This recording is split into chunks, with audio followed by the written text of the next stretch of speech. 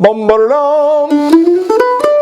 Howdy, welcome to BanjoBenClark.com. I am Banjo Ben, your host here on the website that teaches you how to play guitar and banjo. But this week is Mandolin Week, and it's all about pull-offs this week. You know, some of you may be watching and don't even know what pull-offs means. Well, that's okay because you're going to learn all about it. Most of you out there have probably played pull-offs. You may be really good at them, or you may be playing some version of pull-offs. But today is all about learning what pull-offs are, why we use them, when we use them, but most importantly, what's the proper technique to play pull-offs? Because we want to get good volume, we want to be strong in our pull-offs. We're going to talk about whether or not to pull off going down or to push off and go up.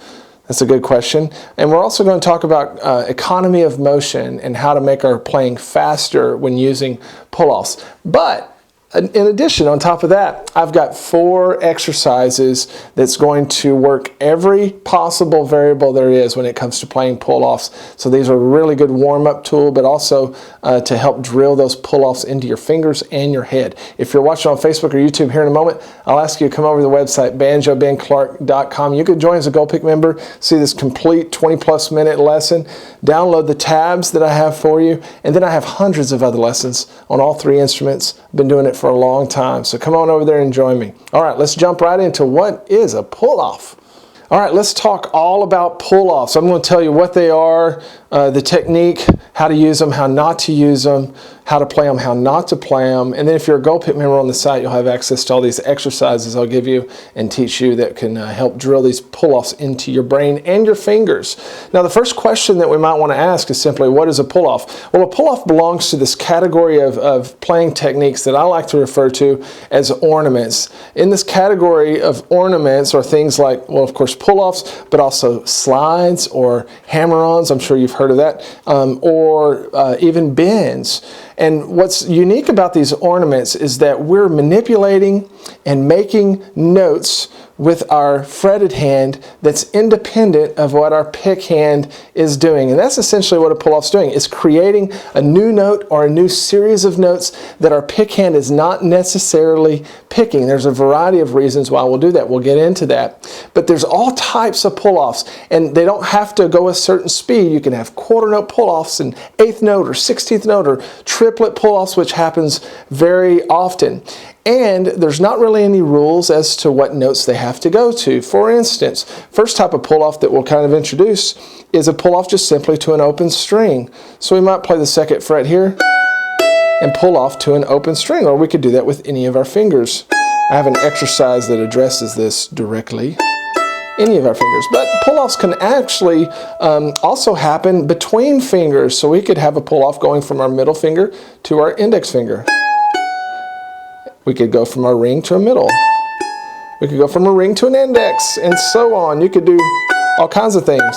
Okay, so we're going to do exercises and learn how to do pull-offs with every finger in every possible scenario so that we can practice those. Now, let's dive into the technique of a pull-off, because it's something, a pull-off, lots of people attempt them and not everybody gets them right. So let's talk about that. Let's talk about technique of the pull-off, because this really makes all the difference of whether your pull-offs sound good or they don't. Now, the biggest thing that that comes to mind whenever I think about pull-off technique is how we actually grab the string and how we pluck it. And that's really what pull-off is. It's a little pluck of the string. You know, a lot of folks think that whenever you do pull-offs that you simply just pull your finger off the string, but that may work on an electric guitar where you have lots of gain behind it, but on an acoustic stringed instrument, you're not going to hear that 2nd note. No, it's there. You can kind of hear it, but it's not there like we need it to be. So what I'm actually doing is putting quite a bit of pressure on the string and actually flicking the string. So you might think about it as like if you were going to thump something, maybe a little ball across the table. Okay, that's if you were going to pull off coming up, and we'll talk about that. Or if you're going to try to, sometimes I think about raking a price tag, scratching a price tag off of something. We're not using our fingernail to do our pull-offs, but it's that same motion. And it's very important that we don't use our whole hand to pull off. We don't want any of this. Okay, now our hand's going to move a little bit, but what makes a good pull-off player is whenever our fingers work independently. And in the exercises, we'll concentrate on that. But my index finger is working independently. If I go to my middle finger, it's working independently, and it's a small movement. I don't have to move a lot.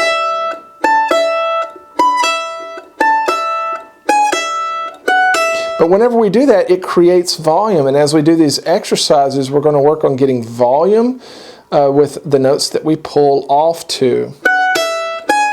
And that's going to be one of the toughest things as you begin to learn pull-offs, is how to pluck the string versus just come off the string. You know, after a while of doing it, you'll even get these little grooves in your fingers, and you'll get those anyway if you're playing very much. And those grooves, those calluses, they actually help me kind of grab the string, put pressure against it, and then pull off. And some of the volume that you hear is actually my callus popping.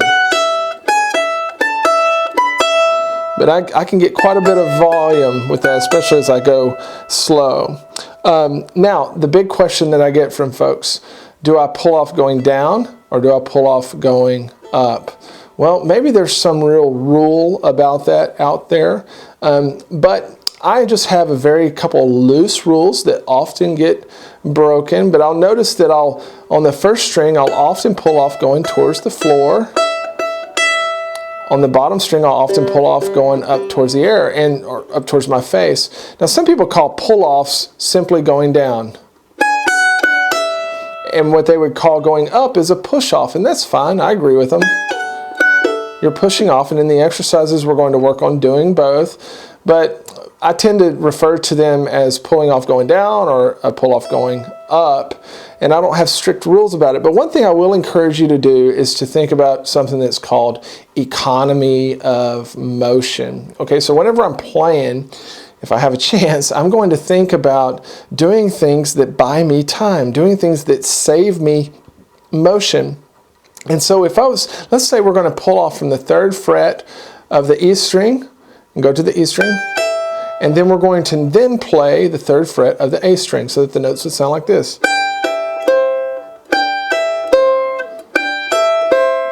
Now, it wouldn't make a lot of sense for me to pull off going down towards the floor, because now I'm going to have to move my finger all the way back up to that 2nd string. Now, that's not a big deal when you're going slow, but if you're going really fast, you are traveling quite a bit extra, more than you have to. However, if you pull off or push off going up, look where your finger lands. It lands right above the string that you may want to play. And so I will find that if I'm playing licks that are going up the mandolin, so I'm playing lower and lower notes, I will tend to pull off going in that direction, because that's putting my whole general hand position towards the next notes that I'm going to play.